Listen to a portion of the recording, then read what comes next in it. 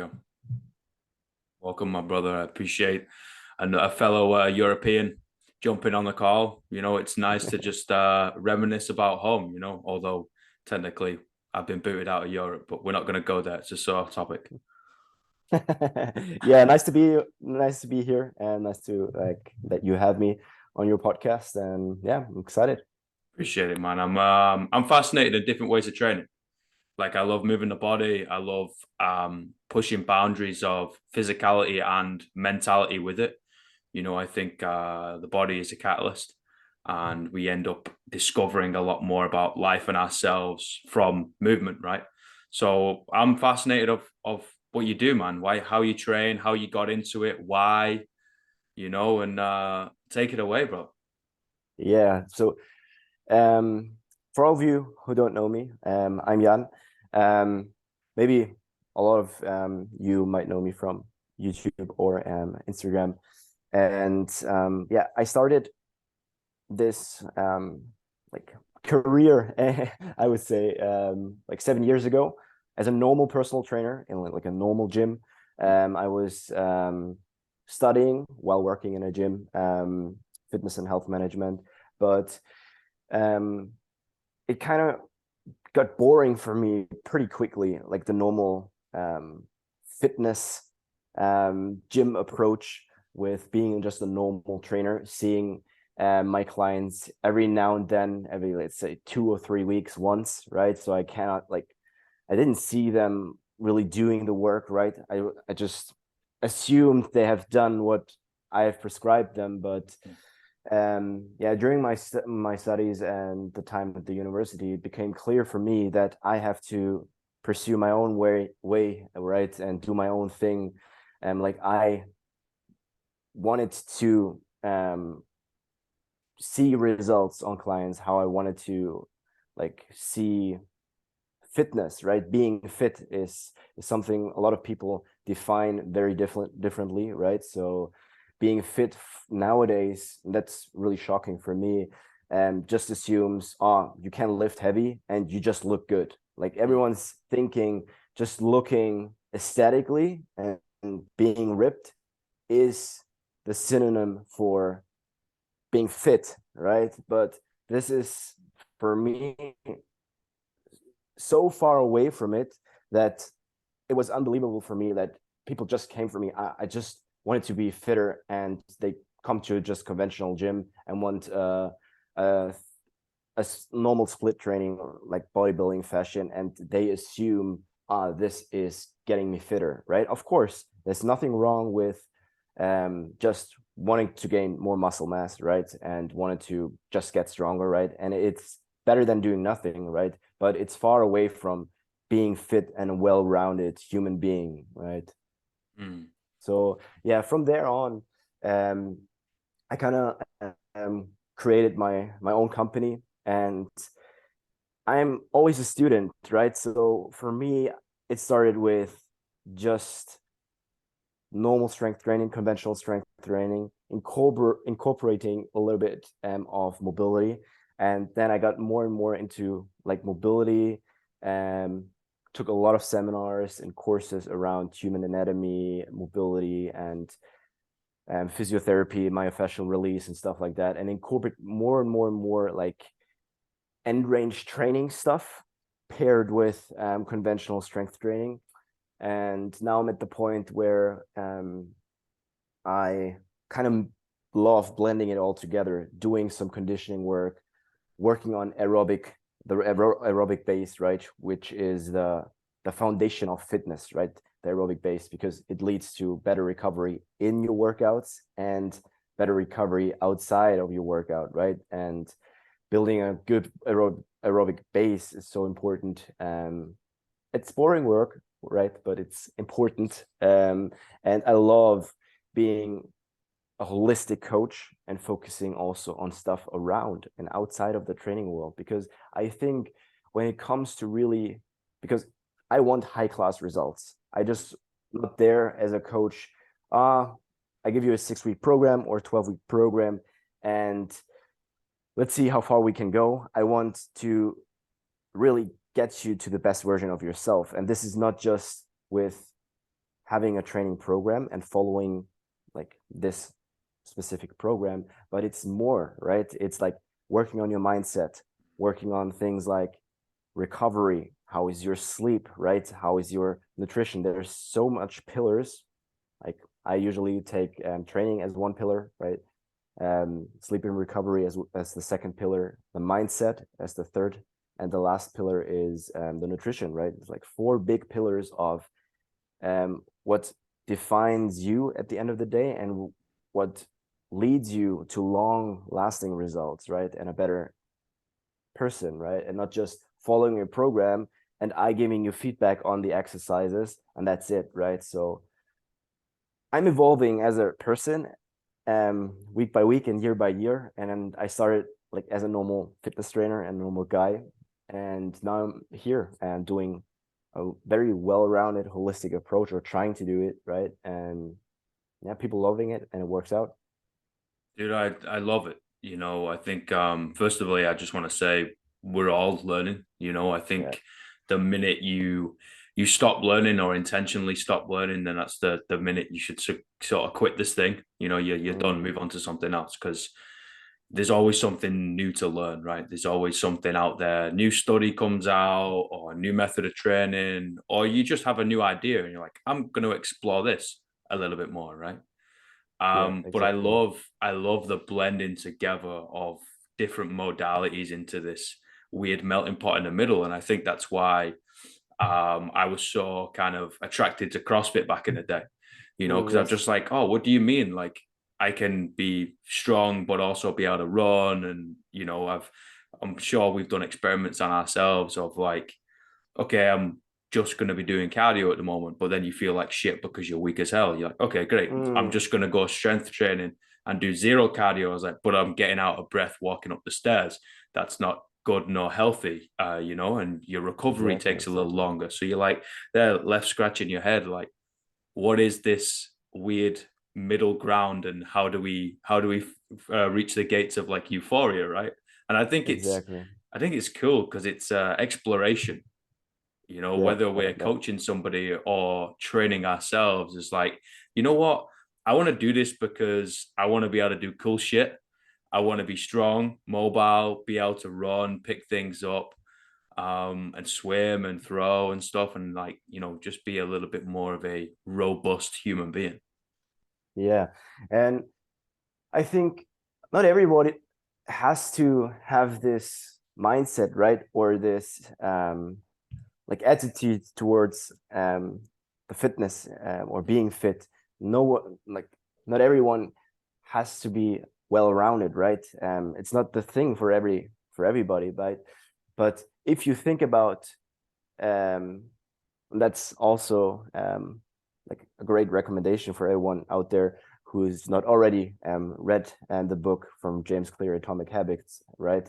Good book. Is try and think about like your funeral, even though it's a sad thing, right? And try to think of writing your epitaph, writing your funeral speech, right? And how do you want to be, or how do you want to be looked at as a person, right? And if you just focusing on one aspect of, let's say, the training world, right? I just wanted to lift heavy because I just love, let's say, weightlifting, clean and jerks, snatches, and back squats, and I just love training heavy, and I don't like the other stuff out there, right?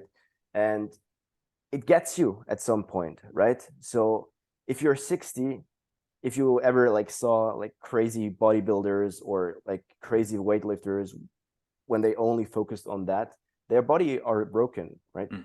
Their bodies are broken at the end of their career, right? And do you really want to be that kind of person, or do you really want to be in this state when you're 50 or 60, moving really poorly, having like joint pains, um, having very poor aerobic fitness? And do you really want to be that? And if that if that's you can answer this with a big yes, then okay, go for it, right? Mm. But Mm. at the end of the day, realistically, I think like 98 or 89% of the people would say, no, I don't want to be fragile and being in pain or discomfort. I just wanted to move and pick up my grandkids, right, or my kids, and play around with them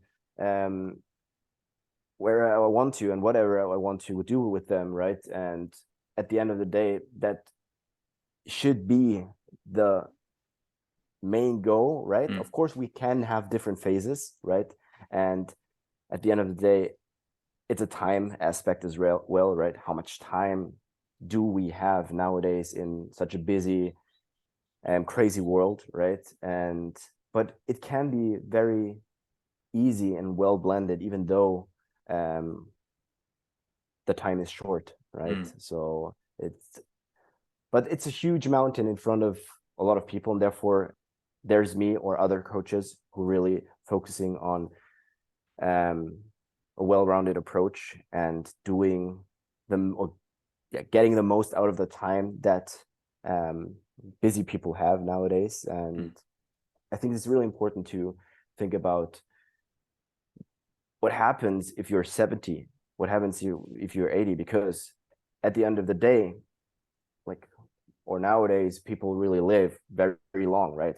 Because of the medication, because of the hygiene levels we have nowadays. And if we are like, let's pretend we're living to 85 or 58, sorry, then there's a huge time, right, when we're actually being in a, let's say, quote unquote, fragile state, where a lot of people think, oh, it begins when I'm 50 or 60. It's just natural, having joint issues or problems or getting weaker, and it's just natural. And it's not natural, right? It's just about you move less, you like load your body not enough anymore, you don't go out enough and move enough anymore, and the body breaks down, right? And it's a smart system, our body, and it really knows and decays with time of not being active anymore, right? So yeah, it should all be our end goal to sustain a very good level of aerobic fitness, strength, and mobility, and throughout our lives, right? It's that age old saying of do we stop playing because we grow old, or do we grow old because we stop playing? Right. And Yeah, I really, yeah, really subscribe to that school of thought. And I think if your goal is, hey, I'm just going to do fitness because it's probably a good idea and look after my physical and mental health, then I think you've just got to take it as a broad approach, right? And yeah, kind of dabble in everything. I was like, just kind of do everything. Get all right or decent or good at everything. You know, I like the whole GPP system of the old Soviet Union training systems, right? So before you go on a periodized block for years, you're going to take every single athlete and they're basically going to squat, hinge, throw, crawl, run, row. They're just going to do everything. Why? Because should be you should have access to all those different stimuli, right? And just be like, okay, now we're going to build you and you're going to be a bit more bulletproof now. And then you can hone in onto your sport and be a bit more specific. Great. But for the average population, we don't need that, right? We don't need to be able yeah, to exactly, snatch 100 kilos. We don't need to be able to exactly, run exactly. 2 hour marathons, right? So just do And everything. then yeah, and then it's even more, and if we now dive deeper into like the human physiology, it's even more important for all of you guys who are listening to this now. Don't just think, because athletes on Instagram or professional athletes doing that kind of stuff and it looks cool, you can do the same stuff, right? Or you should do the same exercise and whatever. I think this is a big misconception that the body is just prepared for everything out there. And this is just a huge problem that I see that starts with CrossFit or normal trainers or normal like coaches out there who have no idea about the ranges of motion of the joints of the client before standing before him or her, and what they actually have as a joint prerequisite. Do they actually can they go in a deep squat comfortably? If not, why even program a squat? You know, can they run without their knees caving in. Okay, running or walking or jumping is not something normal that your body just should do or can do, right? A lot of people think, oh, I haven't been moving, let's say, for half a year or a year. Let's start jogging again. Your body, or a lot of bodies nowadays, lost their ability to jog in a good fashion. Mm. Feet are very fucked up. Toes are really squeezed together. A lot of big toes are caving in. This creates like a foot arch going down, knees caving in, hip flexors are weak, hip extension is bad. So from a lot of these problems nowadays with our desk job or sitting a lot and not moving, people expect from their bodies that it just have to do it. It is a natural thing, right? If we think about, oh, walking or jogging or jumping should be a natural thing and your body should be able to do that. But at the end of the day, it comes down to, do you have the joint prerequisites? And if not, then we have to start somewhere else. You definitely shouldn't squat. You definitely shouldn't jump or go for a 10K run twice a week or 3 times a week, because it will make things worse.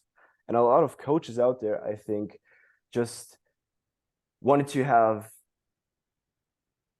good results immediately and don't want to put clients through basic or boring mobility work.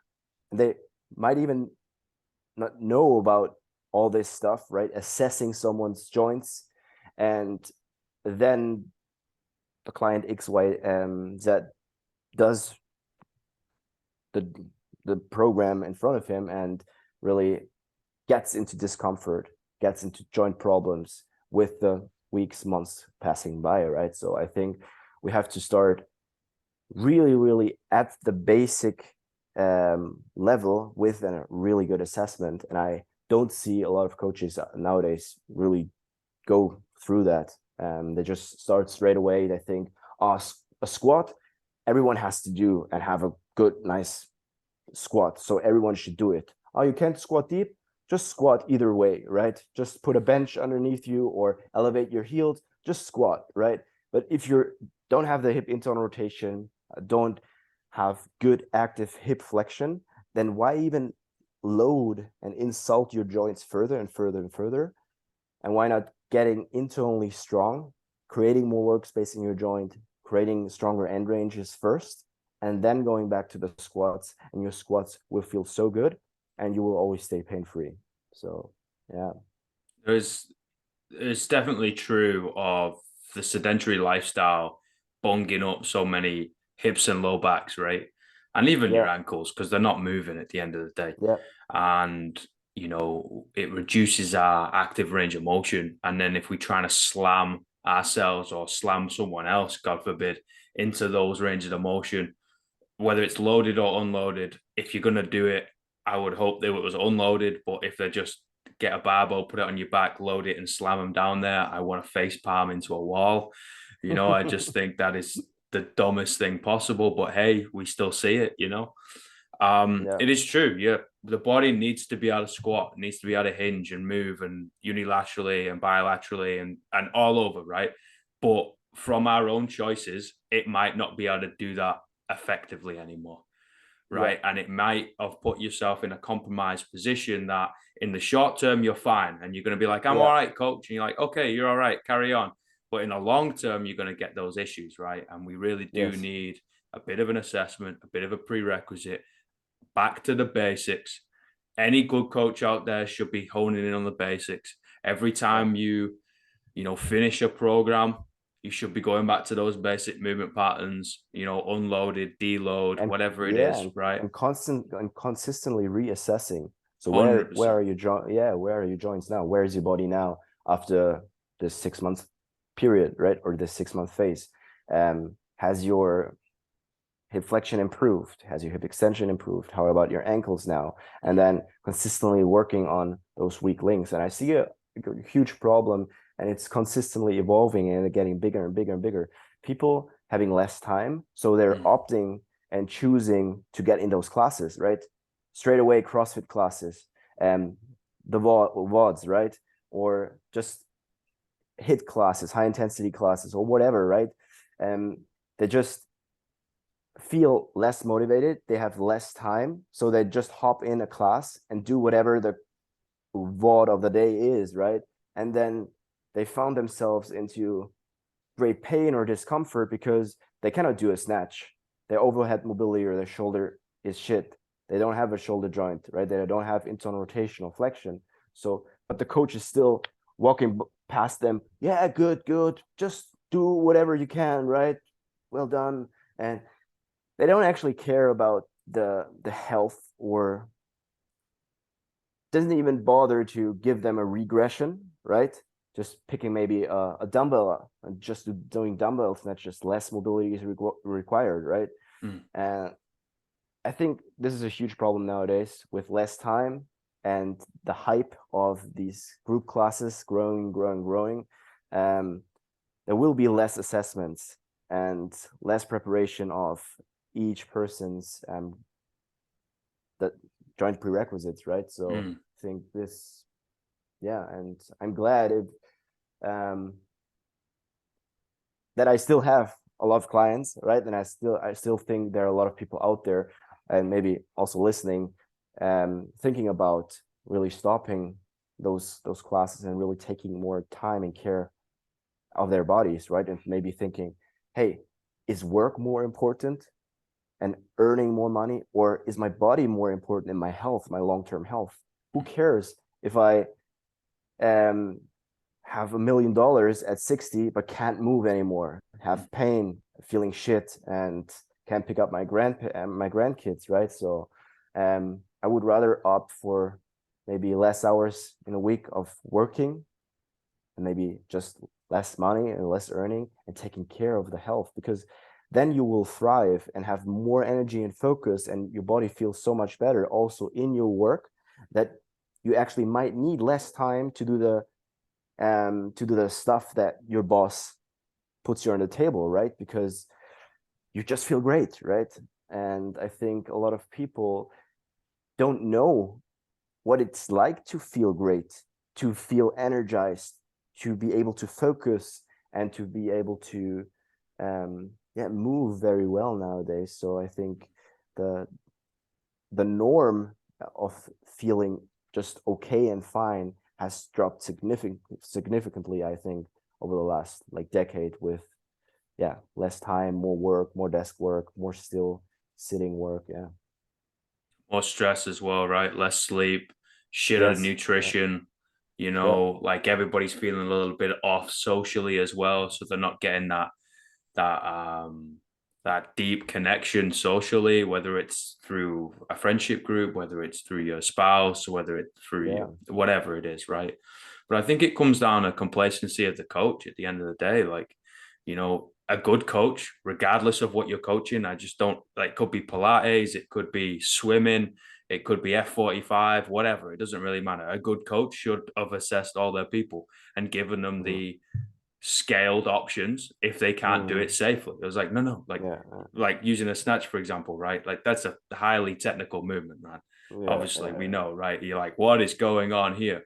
I was like, okay, well, if Barbara comes in one day and she's got a back issue or she's never done any fitness before, I'm not going to give her the CrossFit workout of Isabel for 30 snatches for time, right? You'd be like, that's the dumbest thing possible. If you had to do the workout, you'd be, here's a dumbbell. Like you said, again, I'm mega into that. Let's scale, right? But unfortunately, a lot of coaches get a little complacent, and are there for Yeah. quote unquote the cheerleader effect. And that is when I go red and get really livid. And I don't think they deserve the name as a coach. I think they're just a cheerleader or a fitness instructor, right? I mean, I don't want to blame the coaches specifically, because they are also trapped, right? They just wanted a place to work, right? And then their boss or the head coach tells, okay, you have to do the class today. Even though the coach might be very smart and things like, okay, I know about joint assessments, I know about ranges of motion, but I have to do the class now. So of course he can walk by a client who does the snatches with a barbell and the range of motion is like really poor and shit, and he can give him an alternative, right, and regression. But then again, at the end of the day, if this is a if this is a conditioning, right, and it's just everyone is at a different place now, it's a 10-minute MREP or whatever, right, and it's everything happens so fast, then a lot of coaches just also feeling overwhelmed because everywhere is like, okay, she's doing something wrong, I need to help her, he's doing something wrong, right? Because then again, at the end of the day, in the group setting, there's so much stuff going on, you can only do so much as a coach, right? Of course, we can tell obviously if the coach really wants to help, right, and gives the regressions or not.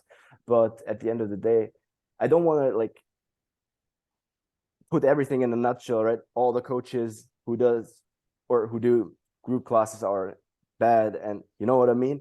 But because at the end of the day, they are trapped, and if they don't have their own business and focusing on a one-on-one work, it's hard. It's hard, and I'm but gonna I'm gonna there add there a are I'm gonna add yeah. a different perspective, right? Because I am one of those coaches, right? And it is our fault. You know, our job is to put out fires before they start, right? And Mm, you know, if it's a Metcon piece, you're not going to be doing that movement. You're going to be doing another movement. We've briefed that. mm, I know you're competent in that movement.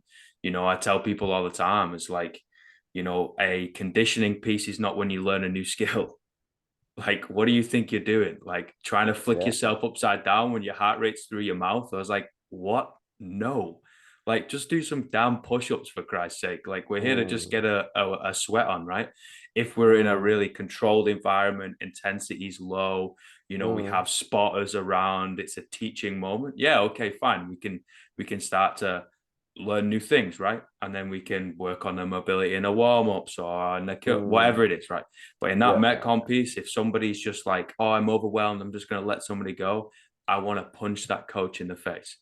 Like, Mm. I'm just like, no, no, man, your job is to keep these people safe. That's your job. Number one, safety, you know, and Yeah, I get you. I get you. I think a lot of them forget it, man. So I don't know. Mm, I think I'm super hard on myself.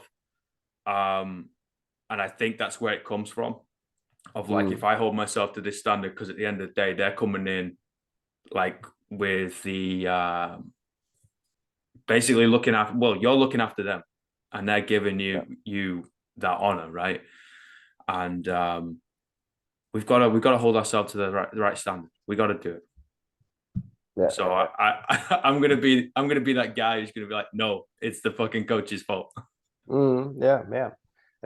Yeah, I can agree for sure. Yeah, but yeah, and it also depends really on the gym, right?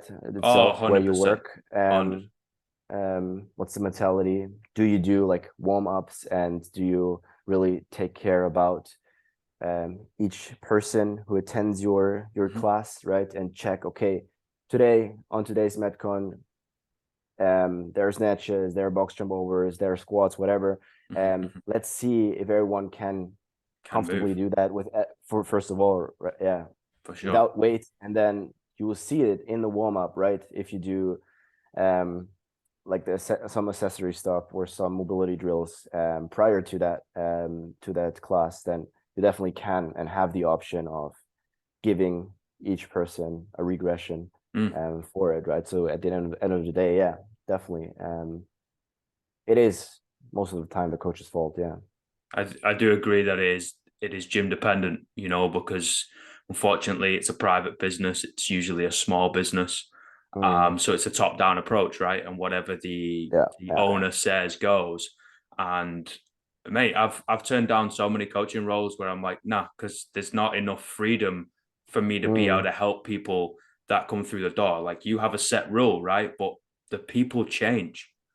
So yeah. we have to change it every time for the people in front of us. And I'm like, if it's going to Yes. be this way or the highway, I'm like, I'm not going to show up, man. That's not my role. I Yeah. can't do that.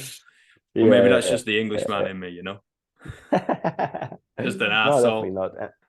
And I think a lot of people feel scared just to ask for help nowadays. Yeah, yeah. Just go up to the coach or find and search for a good coach who really take cares of you, right? And just I think, and this is true for a lot of males, Females are a little bit more open to search for help. I think a lot of males have this ego thing. No, I just have to do that, right? I can't do this on my own. Seeing and downloading a free program online, or just doing the work, it just have to work, right? My body just has to do it. And I think, yeah, just put the ego down, leave the ego outside of the gym, and really find someone who really can help you, because at the end of the day, it saves you frustration, it saves you a lot of like problems, discomfort, and you just win from having there's nothing to lose, right? There's only so much to gain if you put your ego at the To side. the side, 100%, man. And just ask for help. I, as a coach personally, also have at least 6 months a year a coach on my own to test a new strategy, to test his approach out, and to have someone who does the program for me. Of course, I can't do my own programming, but I love to learn from someone who's better or stronger at me, or has more knowledge in that particular field, and who does the programming from me, right? So I think this is so important, as also for a lot of coaches who listen to that podcast now, is search out also for help from other coaches. You only can learn and grow and get better from it, and just put the ego aside. Yeah.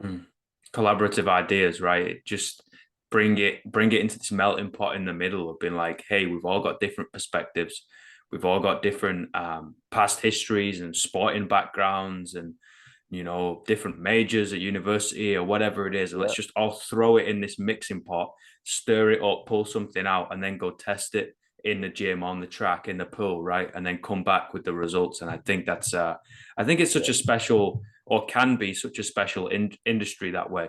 Like it doesn't really matter how you train, guys. We're all trying to do the same thing. We're all building a house, we're just using different tools. Yeah, that's a cool way to say it. Yeah. And no, I'm always so honored to hear people's difference in perspective. How do you train? How? Why? Then because of that, what is your opinion on X, Y, or Z, and then A, B, and C? And it's just, I think it's fascinating, man. Like, I think it's so cool. You want to be that, like you said, that 70-year-old, right? That can still climb mountains, that can still pick up a stone and throw it, for the dog, or can still pick up the grandkid and still squat, and it still looks fantastic. You don't want to be that beat up old man or woman who's like, oh, I used to bench this in high school. It's like, go fuck yourself, granddad. Nobody cares. Like, what can you do now? Yeah, not accepting like the fate, really working and continuously growing, and not stopping to move. Brother, I got a question though. Yes. What are the 3 words you tell your younger self? So my 3 words that I tell my younger self, and this one is pretty tough, but at the end of the day, I would say harmony. Keeping everything like in harmony, not doing too much just of one thing. So harmony is very important to balance everything out. I think curiosity, never lose the interest of trying out something new, and connecting to new people, connecting to other approaches, trying something out, and then reflecting on that, right? And the last one would be stamina. If you find something that you really love, that you really like to do as a job or whatever, as a hobby, then stick to it.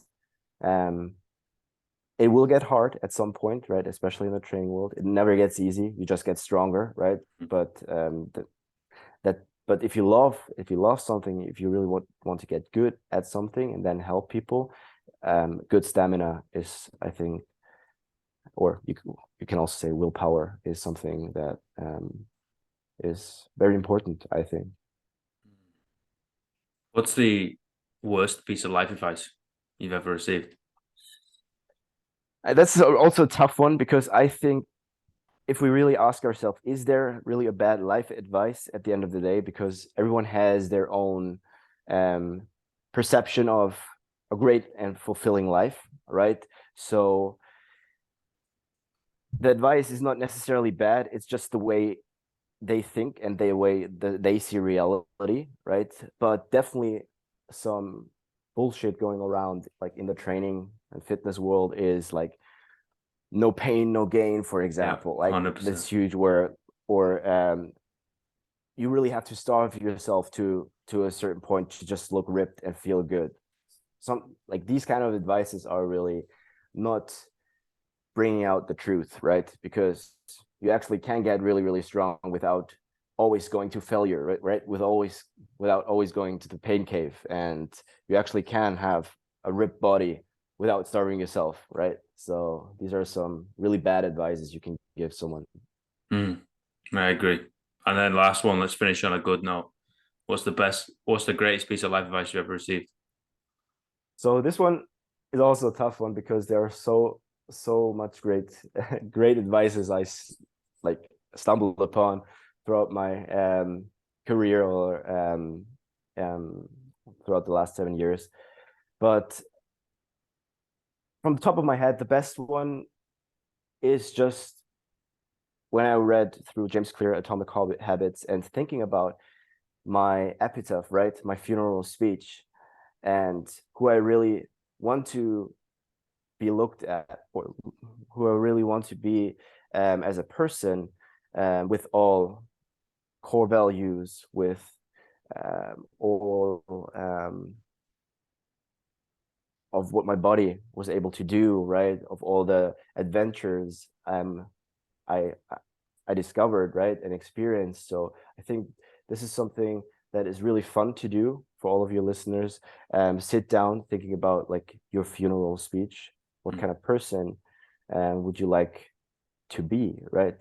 How would you like to be experienced? And then go back from that, defining your core values, and trying to build an introspection and trying to reflect on that on a weekly basis and living in alignment with those core values so that you can be the person that you actually want to be.